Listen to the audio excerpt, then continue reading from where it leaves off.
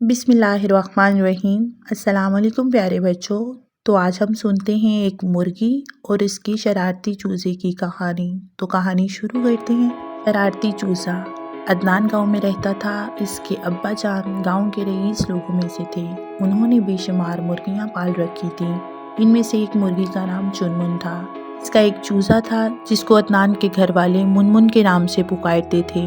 मुनमुन था बड़ा शरारती। जब देखो किसी न किसी को तंग और परेशान करता था। इसकी माँ चुनमुन हमेशा इसे नसीहत करती, लेकिन वो बात मानने को तैयार ना था। मुनमुन को खाने पीने का बहुत शौक था। हमेशा पेट से ज़्यादा खाता और फिर तकलीफ में मुब्तला हो जाता। इसकी माँ इसे समझाती कि ज़्यादा खाना नुकसानदेह है। वो अपने छोटे मुंह का भी ख्याल न करता और कभी कभी बड़ी बड़ी चीज़ों पर भी टूट पड़ता।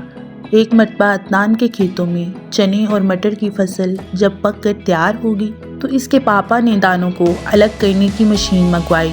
दाने निकलने शुरू हुए तो उनके मुंह से राल टपकने लगी। तो इसने मटर का एक दाना चुगने की कोशिश की।